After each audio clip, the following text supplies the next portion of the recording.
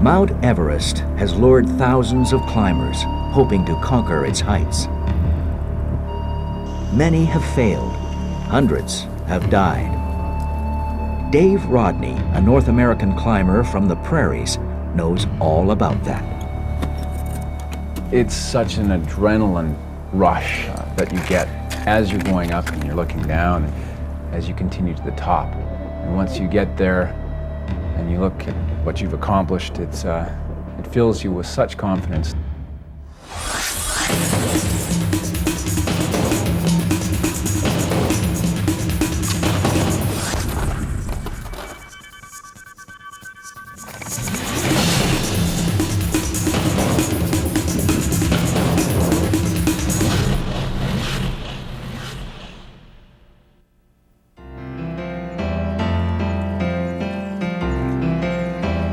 Dave Rodney grew up on the Canadian prairies, one of the flattest areas on the planet. So as a boy, a picture of a Swiss mountain scene in his grandfather's house had an enormous effect. I just couldn't help but wonder, what does the view look like from way up there, looking down here? And I think that's really where my Everest dreams were born. He did things to the fullest, all the time, right from the beginning. Being from the prairies did not discourage his dream. Take that horizontal horizon that we have, turn it vertical, and you've got Mount Everest. In his 20s and early 30s, Rodney would scale mountains in the West Indies, Australia, and North and South America. Then, in 1997, Rodney is asked to handle communications for an expedition to Everest. But that job won't take him higher than base camp, and he feels the frustration and anxiety of watching others ascend the heights he's dreamed about. There were days when my stomach was in knots for various reasons. One of the reasons was that I didn't know for sure that I would see those people again.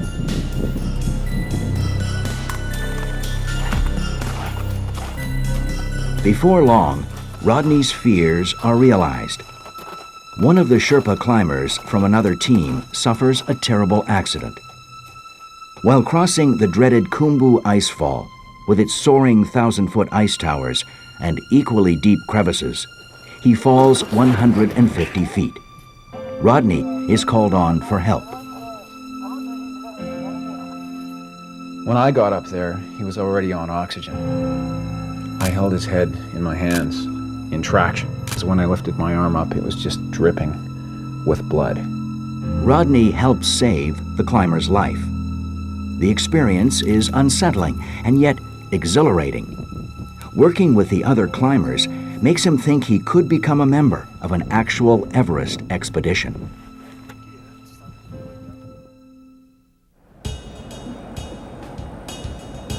Back home in Canada, Rodney's journey begins with a phone call to Dennis Brown. Just leave it there.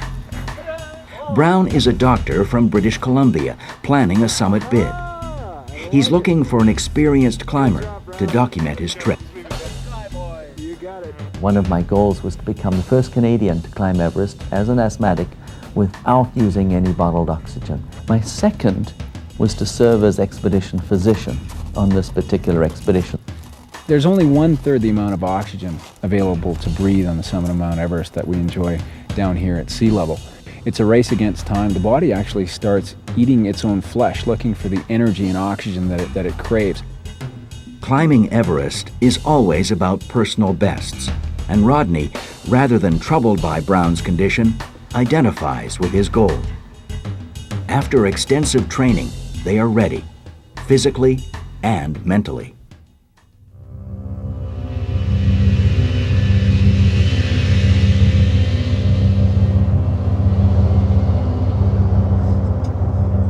One of the best things about going on an Everest expedition is simply getting to base camp. Our route went from Calgary to Vancouver to Los Angeles to Tokyo to Bangkok. March 1999. A short flight to Kathmandu takes Rodney and Brown to the start of their journey.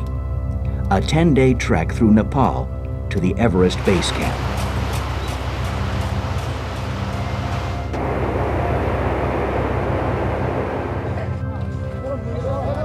Immediately upon arrival at base camp, Rodney and Brown feel there is something wrong with the organization of the expedition. We had people who'd done lots of rock climbing, but had never been to altitude. I really felt some of the individuals shouldn't have been on the trip. Soon it will become clear there are problems with the bottled oxygen. The valves used to access the oxygen don't always work. Because some of the cylinders were from one source, some of the cylinders were from another source, and that means you have to have different regulators for your different bottles. By now, Rodney and Brown have met Michael Matthews, and the three become friends and climbing companions. At 22, Matthews is a strapping, successful stockbroker from London, England. What do you think, Mike? Is it all right now? Yeah, pretty good. The girls loved him. He had a great career going. We talked about how in the summertime he and I would move him from London to Monaco, where he was going to shift his practice. Both men are about to make their own kind of Everest history. Rodney is poised to be the first man from Saskatchewan, Canada, to summit. Matthews, the youngest Englishman. Matthews is not as experienced, but while he is paid for a guide, he finds himself climbing most often with Rodney and Brown, who act as their own guides. Nicely done, Mikey. 5 camps have been established along this route up Everest. Using base camp and advanced base camp as home, climbers can adjust gradually to the changes in altitude. Acclimatizing to Everest requires multiple trips that can span months.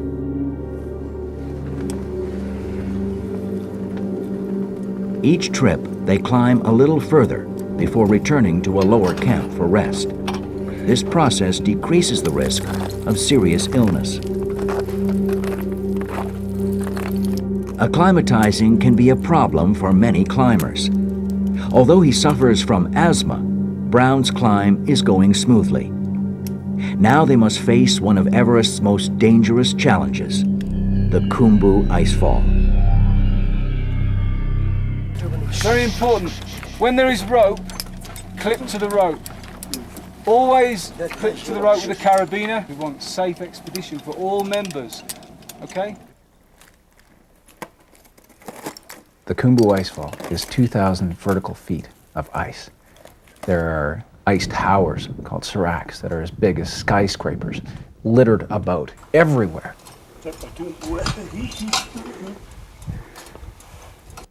There's another ladder right down here. Incredible. And another ladder right over there. I have never seen anything like this in my life.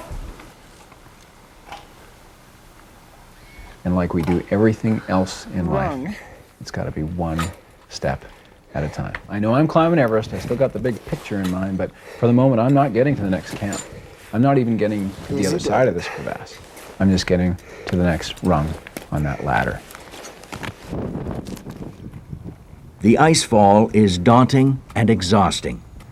They turn back for base camp to rest. When they arrive, something big is happening. Well, this I really believe to be one of the most incredible events to be happening in Everest history. Babu Chiri is a Sherpa who has become a Nepalese national hero for summiting Everest 10 times. Today, he is returning from spending an incredible 21 hours at the summit. Babu Chiri's success is thrilling, but Rodney is concerned. Babu climbs more than is safe for anyone, trying to break records. Rodney worries about the climber's future.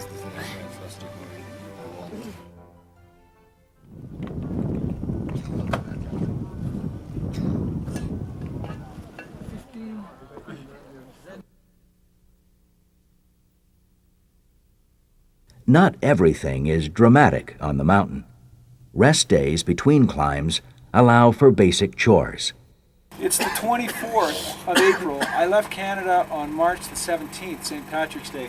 The first time I've done my laundry. Well rested and acclimatized to the altitude, it's time to push for the summit.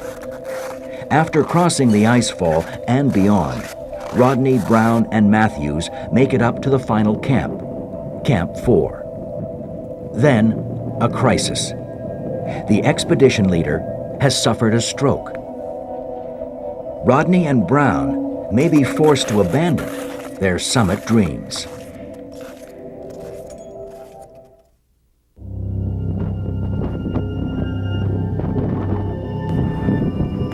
As the leader of the Everest expedition falls ill, Dave Rodney's summit attempt might go with him. But this was the third time that he had to be rescued by his own clients on a mountain in the Himalayas. He was suffering from many strokes. He had to be rescued. He had to be taken down the mountain. People were not happy at all. People had paid a lot of money to be where they were geared up, ready for the summit, and they weren't happy. No. Yeah, that sounds good. Then he can go down. There's lots more amoxicillin in base camp, over. Brown is the team doctor. He decides to take the sick climber back to base camp. Unfortunately, the entire team must descend with them. Further up the mountain, Rodney and Matthews are relying on radio contact. They are unclear about the situation. I couldn't quite understand why the entire team was pulled off the whole mountain at a time when we had the right personnel, the right resources, the right weather conditions, the right route conditions to make an attempt on the summit. I thought we should have most of the members of the team with us just in case he became a stretcher case.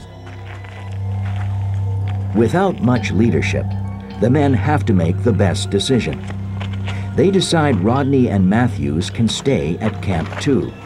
They might still be able to make it to the summit. But the weather changes, making that impossible. We were told on day 5 there's a 5-day weather forecast. There's nothing but high winds. That wind can pick you up off the summit ridge and throw you 2 vertical miles into Tibet. So I thought, okay, fine, we'll come down. When they reach base camp, there is a new team leader in charge. He makes what Rodney considers to be a bad decision. Rodney and Matthews are told they will be climbing again in just 2 days.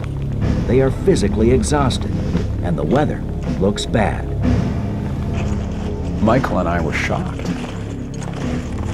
It's a tough road to hoe to come all the way back down from Camp 2. And it's an even tougher one to go all the way back up. After only 2 days of recovery, Rodney finds himself facing a hard climb for the second attempt at the summit.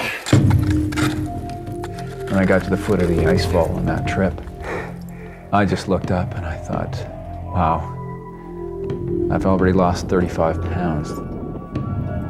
It is even more difficult for the less experienced Matthews, who has also started to weaken and slow considerably. Other climbers are aware of Michael's condition and question if he should push for the summit. He was actually told or ordered by one of the Sherpas to turn around because it was unsafe to carry on. And Michael had chosen to ignore that. At some point on Everest, it becomes every man for himself. Although concerned for his teammate, Rodney must focus on preparing himself for the crucial days to come. Well, good morning, ladies and gentlemen. It's 6:37 on the morning of, May the 9th. We're hoping this is going to be our second and final successful summit push. The weather forecast seems to indicate that there should be lower winds between the 11th and the 13th. So we're hoping 13 may be a lucky number for us. We'll soon find out. Just over 23,500 feet. We must be at Camp 3. What a day this has been, May the 11th. If it wasn't for my good friend Mike Matthews, with a little pep talk, I don't know if I would have made it, buddy. It's true. Hey, shine the light on your face. How you feeling, pal? I'm feeling just fine. Oh, yeah? Slight cough because of the dry air, but I'm sure Dave's soup will make everything all right. Whoa, it looks like we're ready to eat, buddy. Yeehaw! As the departure approaches, Rodney checks the inventory of supplies. He discovers his oxygen valve isn't working, the problem they anticipated upon their arrival. We tried one, didn't work. Tried another bottle, didn't work. Tried another one, didn't work. Normally, this could mean the end of a summit attempt. Luckily, one of the Sherpas finds 2 bottles that work. Things are now in place to go for the summit. Here we are, finally. Wednesday afternoon, ready, set for our final mountain. We should be there at about 6 or 7 o'clock in the morning, thinking of traversing over. So we have our work cut out for us, Dave and I. That's exactly right. Well said, Dr. Brown. We're going that way.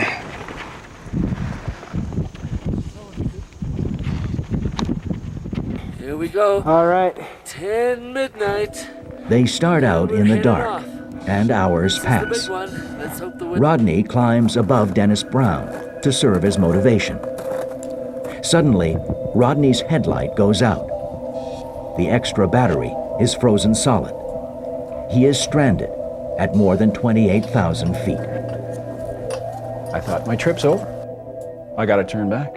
So I start taking a few steps backwards, and I see well down below me in the valleys on both sides in Nepal and Tibet these incredible lightning storms that were, boom, casting shadows behind me. So I thought, well, gee, that could be like my light source. So I wasn't gonna let that stop me. But his water line has also frozen. Without fluids to sustain him, there can be no summit. Even though it's 40 below, I'm gonna take all the clothes off my upper body. I'm gonna wrap that frozen water hose around me, hoping that my body heat will melt the ice and I can keep that flow going. Put my clothes back on, continue on the climb. Soon, Rodney realizes he can no longer see Brown climbing below him. He has no idea that Brown's headlamp has also failed, and that he too is trying to overcome the fear setting in. I was now alone, without oxygen, without a headlamp, in the pitch dark, and then I lost the rope. And that was a terrifying part of my evening. It was absolutely frightening. With Rodney's frozen water line and Brown becoming lost, their Everest summit attempt has become terrifying. But every climber's worst nightmare is still ahead of them.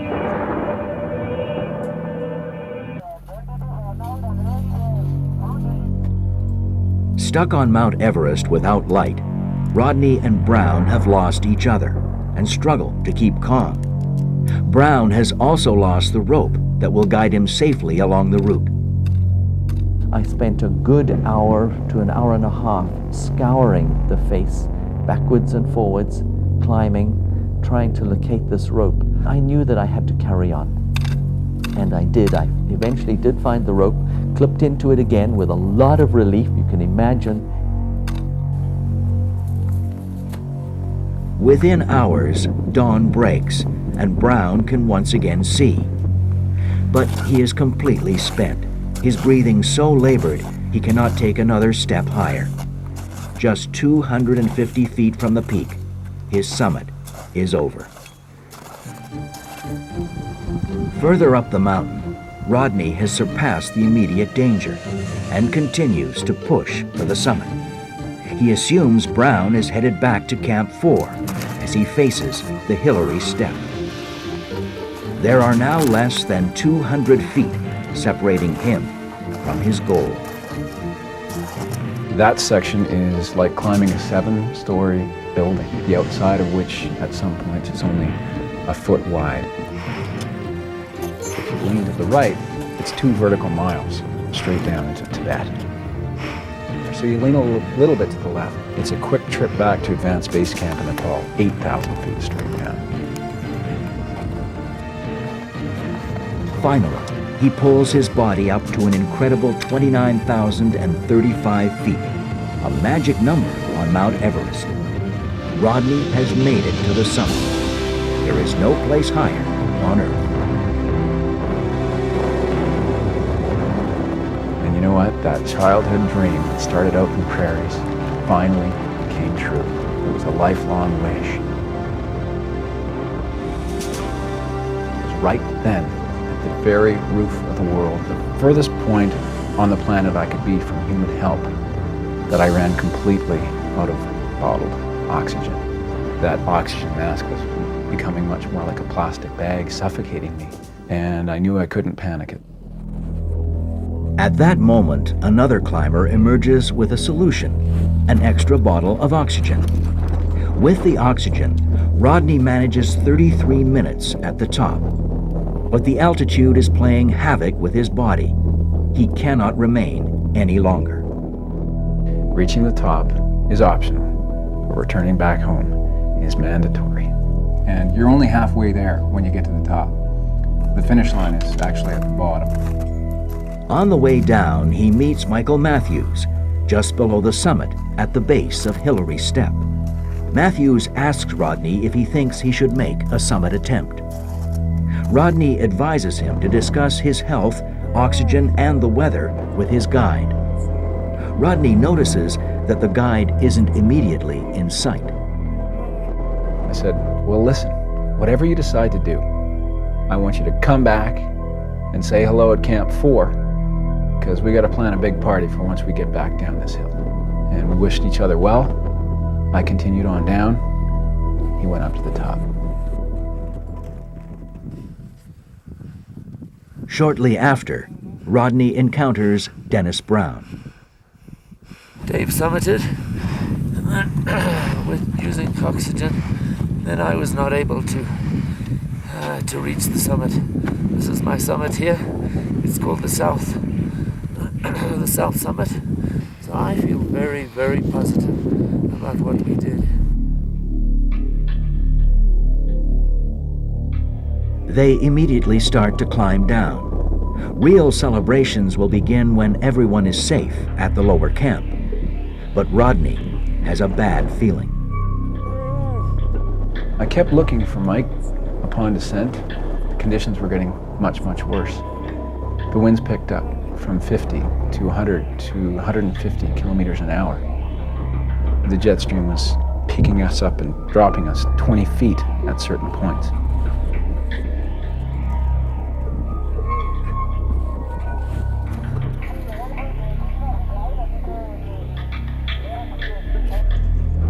Rodney makes it back to Camp 4, to a hero's welcome. He has become one of a select few to reach the summit in Everest history. Exhausted, he goes to sleep. When he awakens, the elation turns to horror. Michael Matthews has not returned.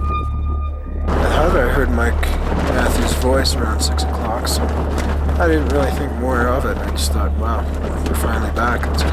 That's a good thing. But the next morning, one of the guys came in and said that Mike was still on the mountain. The storm that Rodney had escaped has enveloped the mountain, and Matthews is nowhere to be seen. Then another ominous sign. At dusk, Michael Matthews' guide arrives back at camp, alone. No climber, let alone a guide, walks away from a situation like that.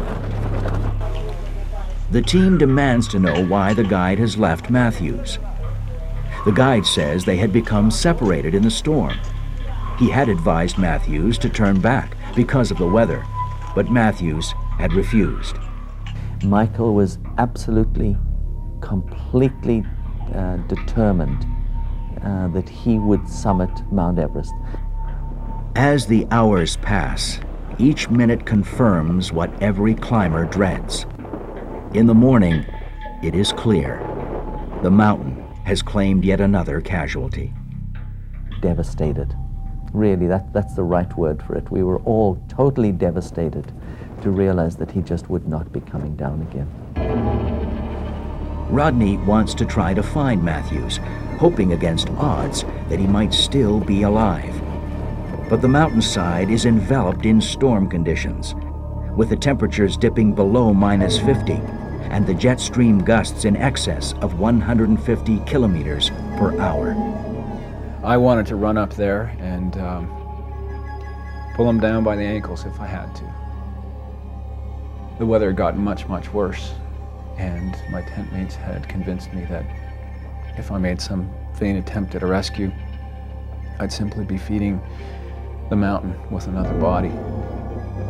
What's more, the team must descend the mountain in the deteriorating weather. And we couldn't see, at points, our gloves in front of our faces. In addition to the storm, Rodney battles hemorrhaging of his eye. You see, the eye was swelling to the point where part of the retina was detached. There are so many ways to get injured or killed on Mount Everest. The most severe pain is knowing that he leaves his 22-year-old friend behind. It should be probably one of the happiest times of my life. Lying here in my tent at advanced base camp. It's not worth it. It's not worth it when somebody dies. Especially when it didn't need to happen. I'm so sorry, Mike. I wish you peace, buddy. Somewhere on the mountain is the body of Michael Matthews.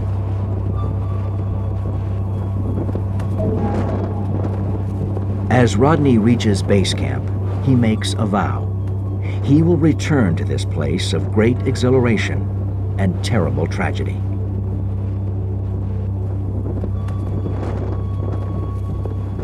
One of the reasons that I had to go back to Everest was to put some closure to Michael's death, both for myself and for Michael's family if I could. Climbing the mountain once has proven devastating. Rodney is tempting fate by going back to Everest. When George Mallory attempted Mount Everest in 1924, he was asked why. Because it was there, was the answer heard around the world.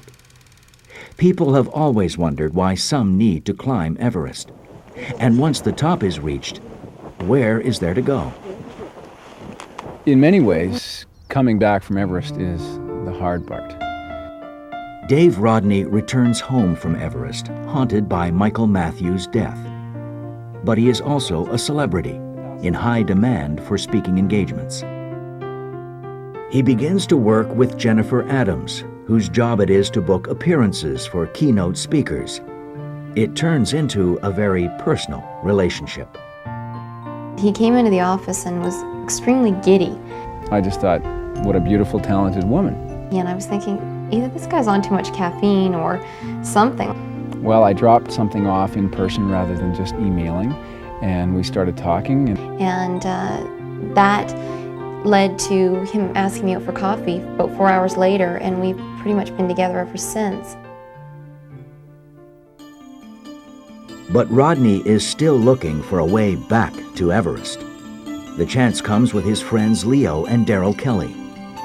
The Canadian father and son team plan to scale Everest and need someone who has been there to help them. Rodney needs a team he knows and trusts. They make the decision to go together. It was a very different situation, and it had to be, or else I wouldn't have gone. I was going with people that I liked and trusted and respected. I think he wanted to do it correctly this time.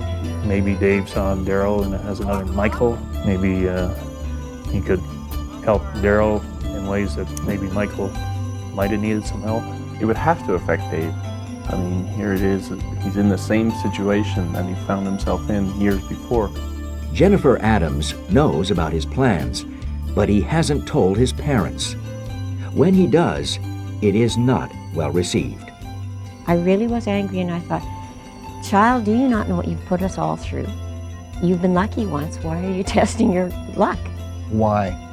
Why would you want to do something that you have already accomplished? He said, for example, that Wayne Gretzky didn't stop with his first Stanley Cup. He wanted to win another one.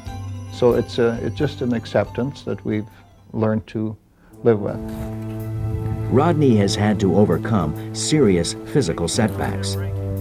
Before ever going to Everest, he had broken his back in 6 places while ski jumping and had 4 knee surgeries. Then, during training, he tears a bicep while climbing in the Rockies. Despite his setbacks, he manages to get himself into peak physical condition. By now, Rodney and Jennifer Adams are engaged, and she makes a big decision. Even though she has never been out of North America, she decides to go to base camp. That made it easier for me to deal with him living his passion and his dream. The first time I saw the mountain was on the beginning of day 3 of the trek. It takes 10 days to trek into base camp, over 60 miles. And you can see the tip of Everest on day 3, and you still have 7 days before you get there. Upon arriving in base camp, it is clear things are different from the 1999 trip. Rodney and the Kellys are organized and well prepared.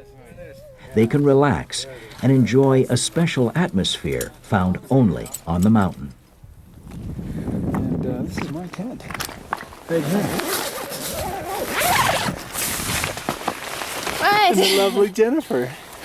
This is the view that I've got right outside my tent. As Adams prepares to go home, the team prepares for their climb. Adams knows it could be the last time she will ever see Rodney. It was an extremely emotional time. So you basically say everything that you want to say, because I didn't want to have any regrets. I needed to tell him, I'm proud of you for whatever you do, but I also wanted to know it's okay if you don't make it to the top. It's not always about making it to the top. She believed so much in me and my dream, my abilities and my judgment, that I felt free to be who I was and apply everything that I am to the fulfillment of the goal.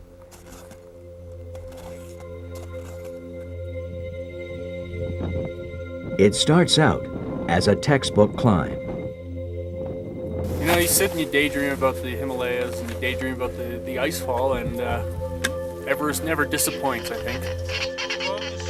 Or you can make 100 expectations, but it's always more spectacular, more incredible, more exciting than you ever dreamed of. But as they ascend, they aren't acclimatizing well. Rodney is also reminded of Michael Matthews at every turn. He was on my mind a lot as I kind of scanned the western side of the pyramid of Everest.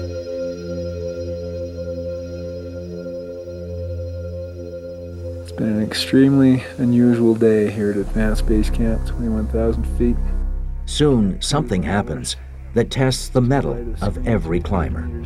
I walked into our Advanced Base Camp tent and found 2 of my Sherpa friends. I asked them how they were doing, and they burst into tears, something I've never seen Sherpas do before. Dave's earlier premonition has come true. There is another death on Everest.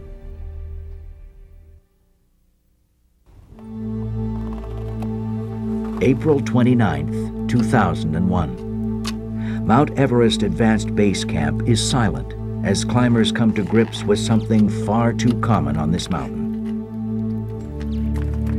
Babu Chiri, the legendary Sherpa Rodney met on the mountain in 1999, the one who has summited Everest 10 times, the one who knows the mountain better than anyone, has been killed. You see, he was walking from his tent to another at Camp 2, the second safest place on Mount Everest. But instead of walking down the path or securing himself to a line, telling a friend, letting people know where he was going to be, he took a little shortcut. And as he did, he must have placed his boot on one soft spot that opened up a crevasse that was 40 feet down. He went straight down, head first. Shall we raise our cups to Babu? Rodney helps retrieve Babu's body and wrap it for burial. The experience is unnerving.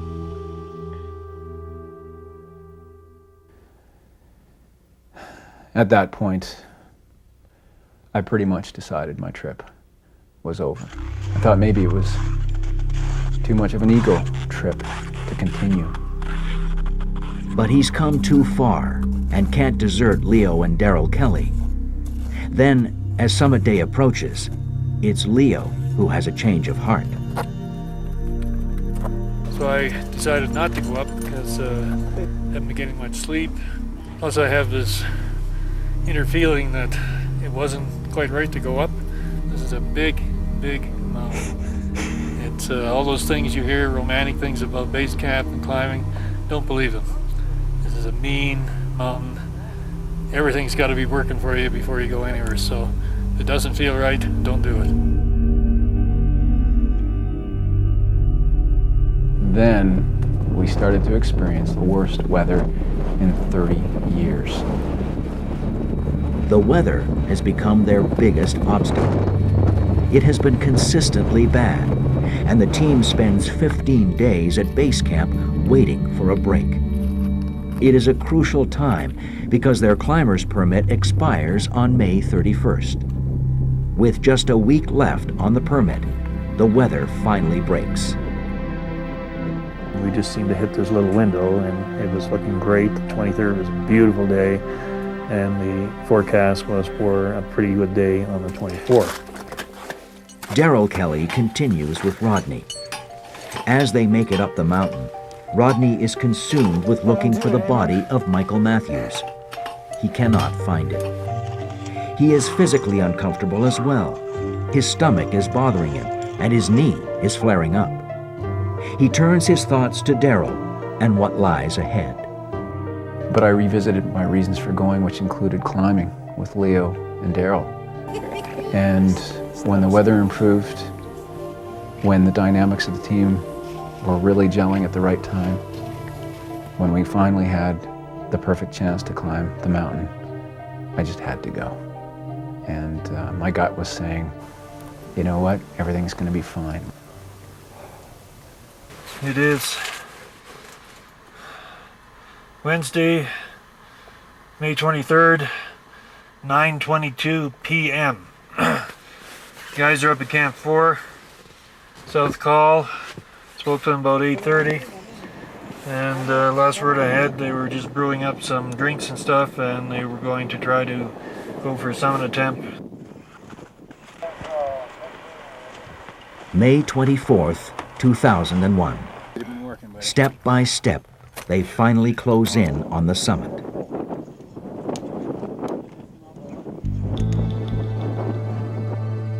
All the while, Jennifer Adams and Leo's wife Sheila Kelly, as well as Rodney's parents, have been on high alert, phoning each other every hour.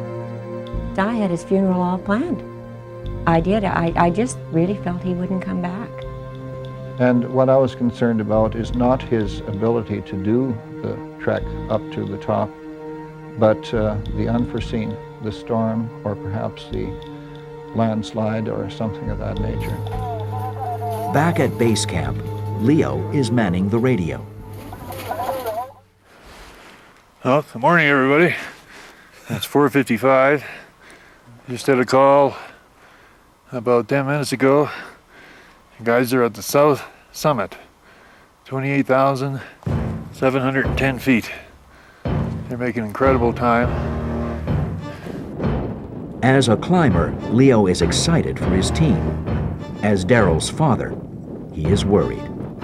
It's really me that got him into this. And, here he is, he's the biggest mountain, the highest mountain in the world, going along a little ridge. If something ever happens to him, I don't know what I would do.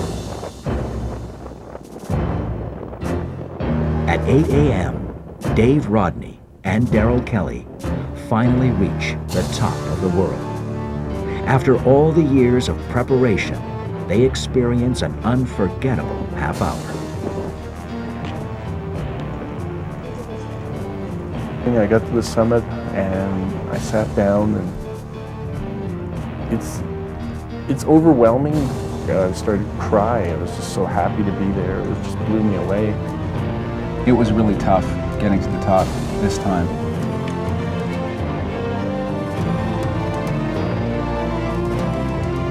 You look down, and every corner of the world is bending beneath you. You actually see the curvature of the earth.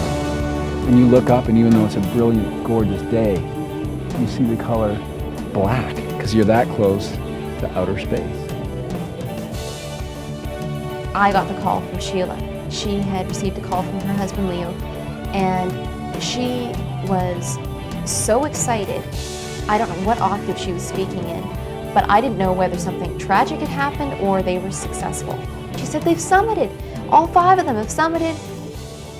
I was really holding back because they're still at 8,000 meters or 26,000 feet. I'm not celebrating anything until I see them walk through the ice fall. The danger is indeed far from over. Every extra minute spent at 29,000 feet makes the descent that much more harrowing. As on his last trip, Rodney begins to suffer retinal hemorrhaging. If I was looking straight ahead out of my left eye, there was a complete blind spot. I mean, I felt like a piece of glass about to shatter if I did anything wrong. And I have never been more mentally, physically, spiritually exhausted in my life. When he makes it to camp, he is close to collapse. There is no denying the physical toll. Later, half asleep in his tent, he hears a teammate describe him as near the edge. So I thought I better be careful tonight. I've got 2 more days before I get back to base camp, and then I'm going to be able to phone home and let everyone know that we had a fairy tale ending. And that's exactly what happened, thank God. Knowing that he was back at Camp 4 was huge. There's still a big part of the mountain to climb, but summit day is the hardest day, and most people die on descent. Finally, after the long climb down, Dave walks back into base camp. His journey is a success. Dave came through. He came through earlier than Daryl. It was great. And we had a nice celebration. Everybody hugging each other. And then I'm waiting for Daryl. Another hour goes by, no Daryl. And he's the last guy out of there. But it was a tremendous relief when he walked through the ice fall for the last time. And I just sort of dropped everything and ran to him. And it was a very emotional time. For me, the emotions really ran high. It was just like, yeah, you know, we both did it. We're both climbing well, and we got to the top. Dave Rodney has become the first Canadian to summit twice. I think it has a lot to do with overcoming some of that perhaps childhood need to do something special, to do something worthwhile, to challenge yourself.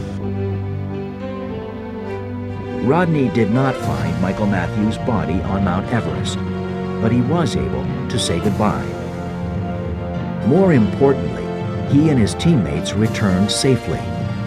Rodney also earned a powerful philosophy. We can't live on a summit. It's the valley that sustains us. I think he's a very high achiever. And I think he just had to do this for his own personal satisfaction. I hope that David learns that he is nearing 40 years of age, and that maybe he'll back off a little bit and go to base camp and show people what a beautiful place Everest is without going any higher.